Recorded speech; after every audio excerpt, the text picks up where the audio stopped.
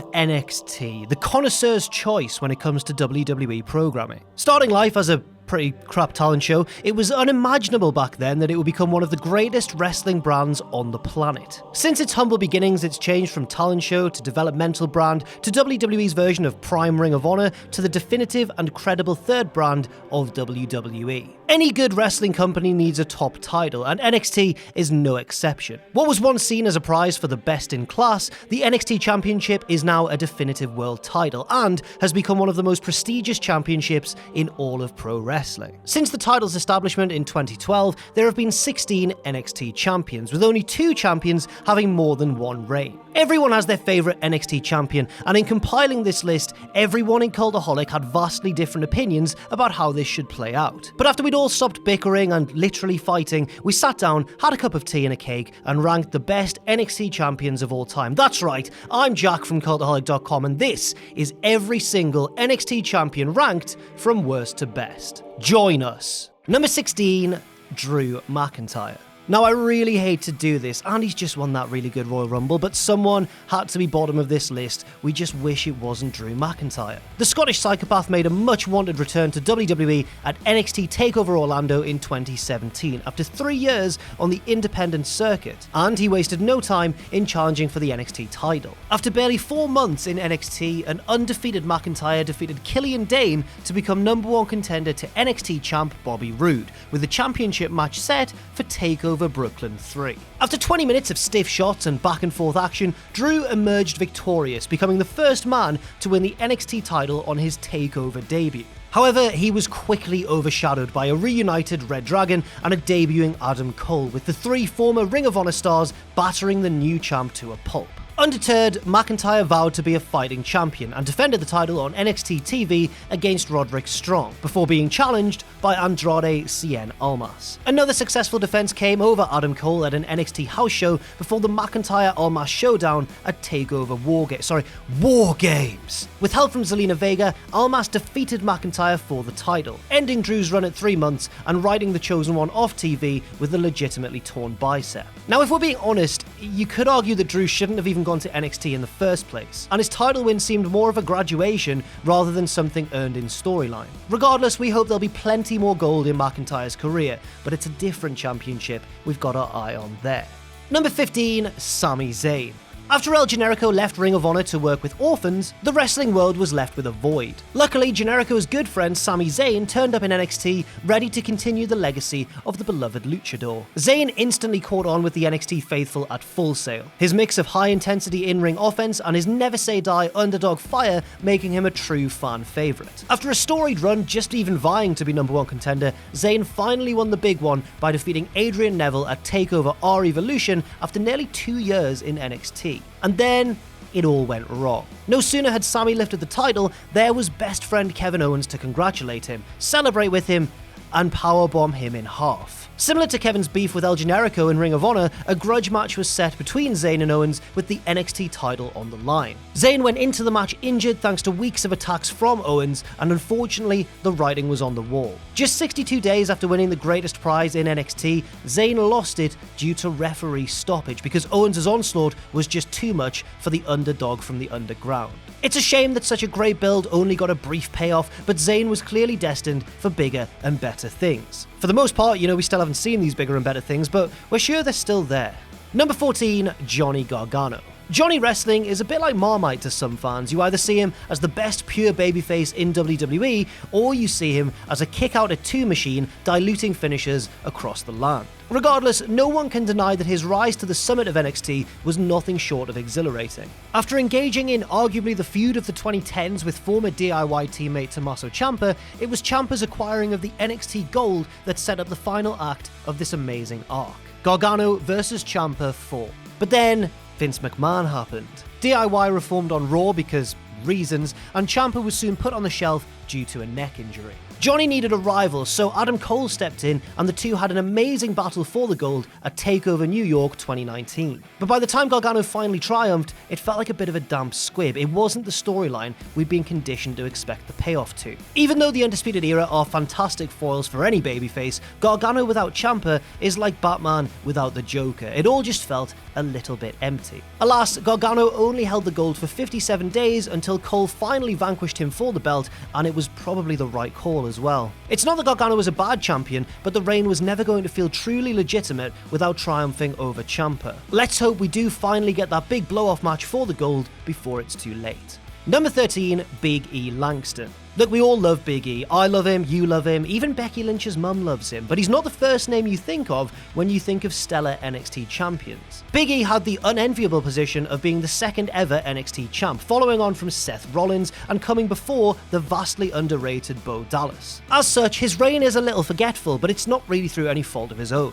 Big E's initial push in NXT was great, going on the obligatory undefeated streak before crossing paths with Seth Rollins. Rollins had recently debuted on the main roster with the Shield, so they needed the NXT title off him, and fast. The title change occurred in January 2013, even though Langston himself had also recently debuted on Raw, aligning with AJ Lee and Dolph Ziggler. As fans, we knew that Big E's NXT title run wasn't going to last that long due to his main roster commitments. And when it finally did end just under 6 months later, no one was really surprised. Again, we mean no disrespect to Big E. He put on good defenses against the likes of Corey Graves and Damian Sandow, but this was not the Big E we know and love today. Imagine the New Day version of Big E as NXT champion though. That would be bloody marvellous. Number 12, Alistair Black.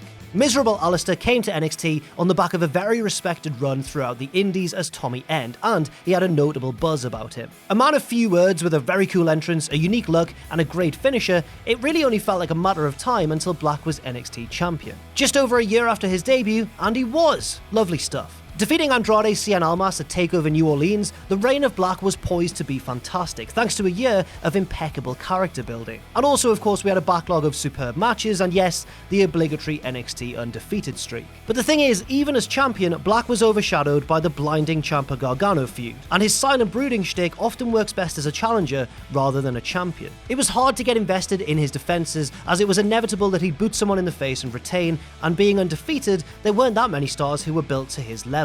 But the best thing about Black's title reign was the way in which he lost it. After wayward interference from Johnny Gargano caused Ciampa to defeat Black and lift Goldie for the first time, we now had a furious Alistair looking for revenge. Unfortunately, injuries occurred, and by the time Black returned, the story had lost all of its steam. It's a genuine shame.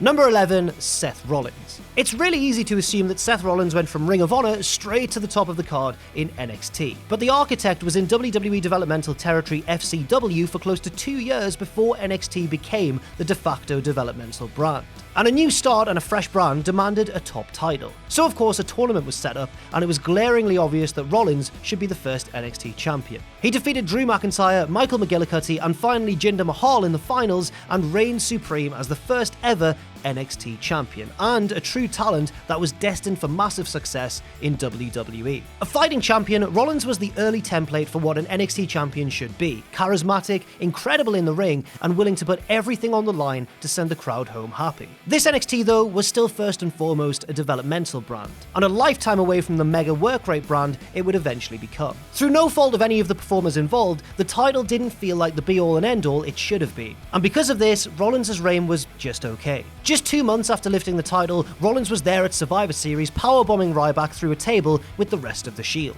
And another 2 months later, Seth was dropping the title to Big E and preparing to commit full-time to life on the main roster.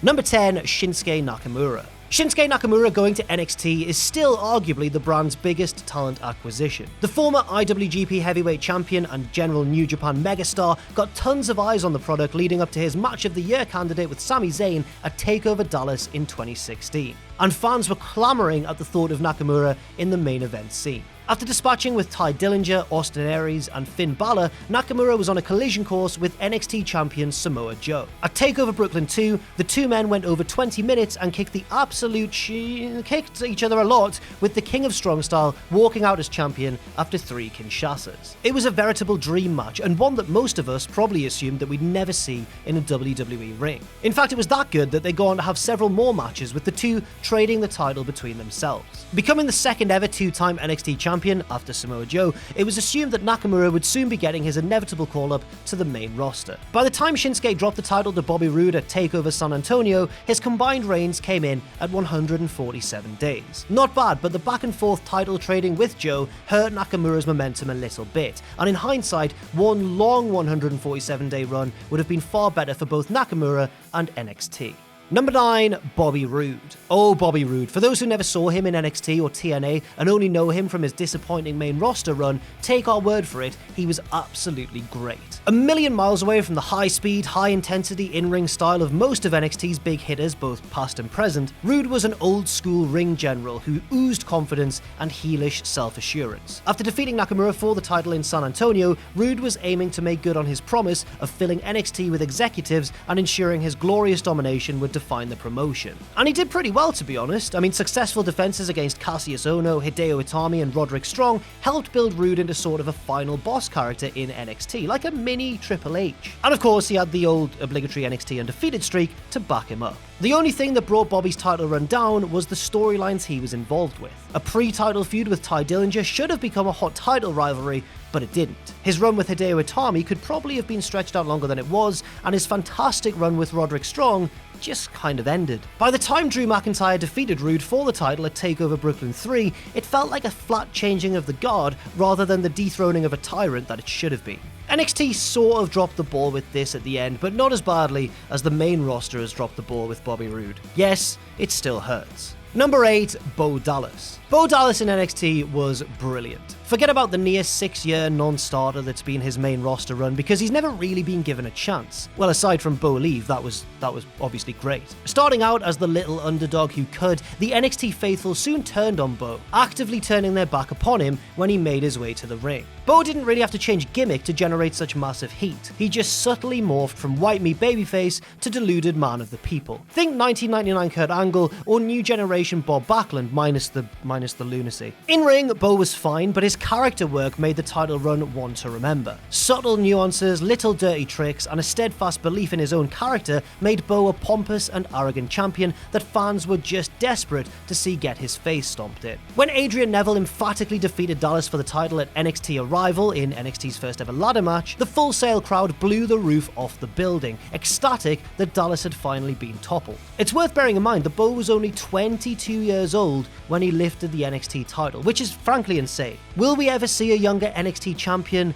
You never know, but I wouldn't put money on it. Number 7, Samoa Joe. As soon as Samoa Joe turned up in NXT, we knew it was only a matter of time before he got his hands on the NXT title. A former Ring of Honor and TNA World Champion, Joe was a massive acquisition by NXT and gave even further credibility to its burgeoning main event scene. It took Joe a while to get to the mountaintop though. After winning the inaugural Dusty Rhodes Classic with NXT champion Finn Balor, Joe turned on Finn and set up a dream title match at TakeOver London, which Joe lost. So they went at it again at TakeOver Dallas, which Joe also lost. When Joe finally toppled Finn for the title, it was at an NXT house show, which does look quite weird in hindsight. After retaining against the former champion in a cage match, Joe became embroiled in a feud with Shinsuke Nakamura, yet another dream pairing. The two kicked the absolute tar out of each other across several high-profile matches, trading the gold between themselves across a 5-month period. Joe became the first ever 2-time NXT champion during this time, but like Shinsuke, he probably should have just had one unbroken run, especially because his second reign with the title lasted just 14 days. Regardless, NXT champion Samoa Joe was almost everything we wanted from it. A no-nonsense, tough-talking machine who was ready to choke out any bastard that crossed his path.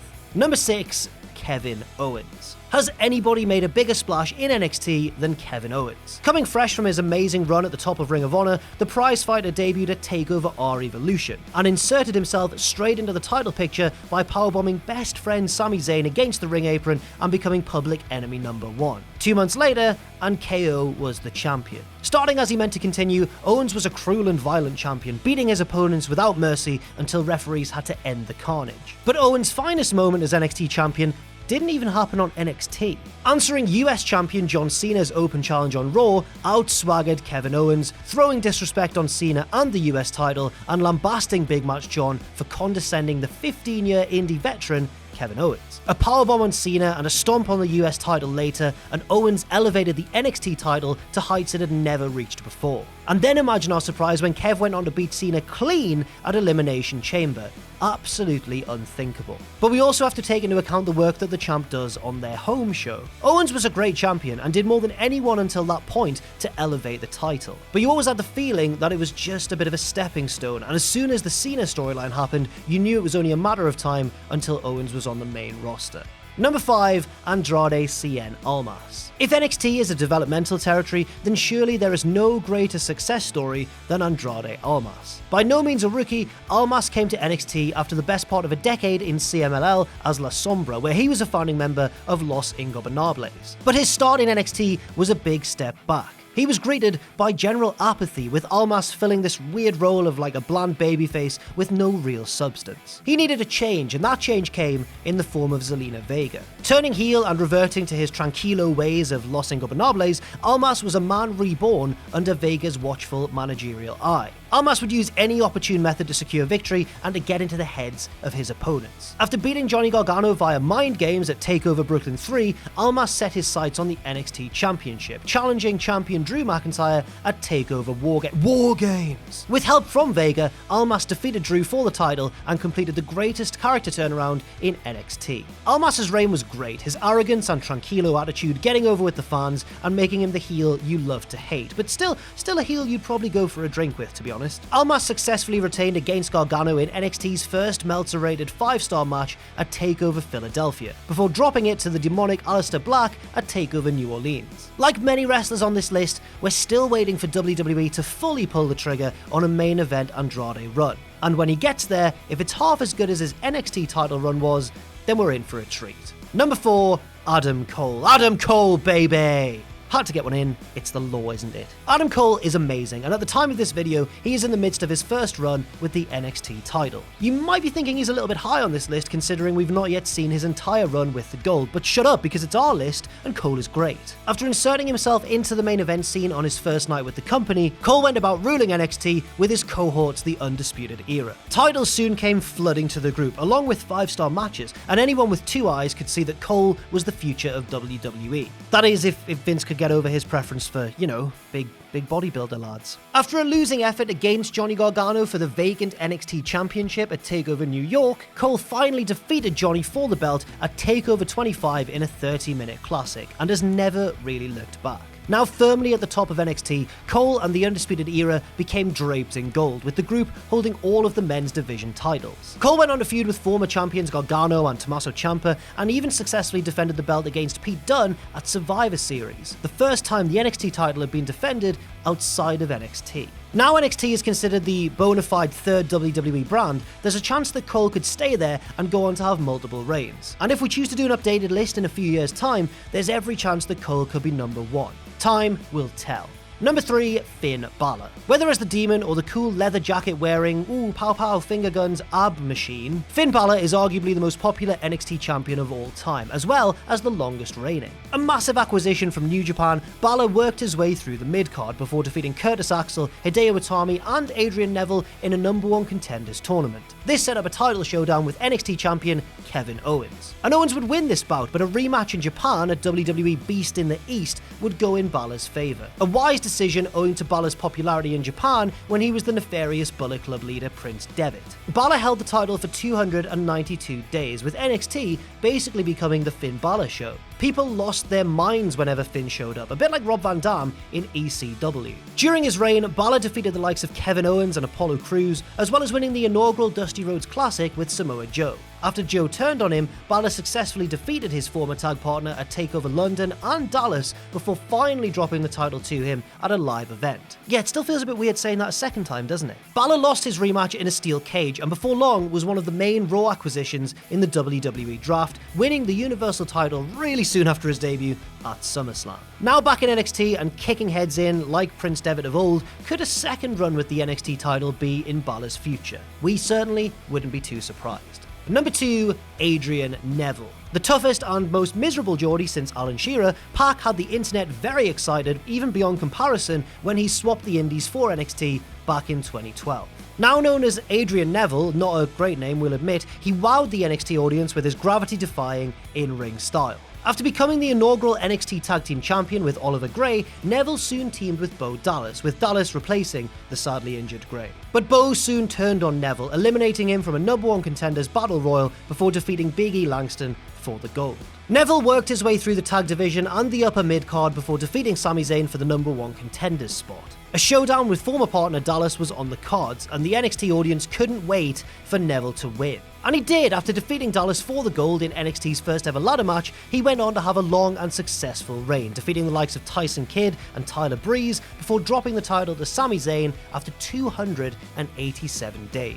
And you could say that Neville as champion was the beginning of NXT as we know it today, moving from a strictly developmental territory into the work rate machine we know today, with Neville as its champion putting on incredible match after incredible match and building the buzz across the internet and the WWE universe respectively.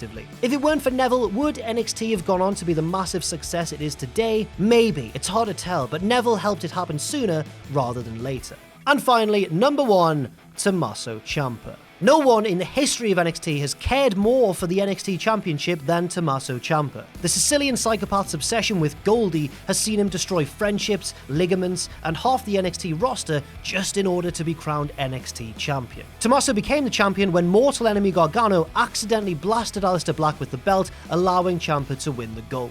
The hottest feud in wrestling now had the ultimate stakes dangling over it. A cruel, psychotic man, Ciampa with the title was a force of pure anarchy, willing to go to the very extremes to protect his prize. After battering Gargano in the first ever NXT title last man standing match, Ciampa went on to successfully defend against Velveteen Dream and Alistair Black, but the spectre of Gargano was always looming. Knowing how far the two had gone in previous encounters, the NXT audience waited with bated breath for their next match, and then Ciampa was called up to the main roster and written off TV for 6 months with a busted neck. You know the story.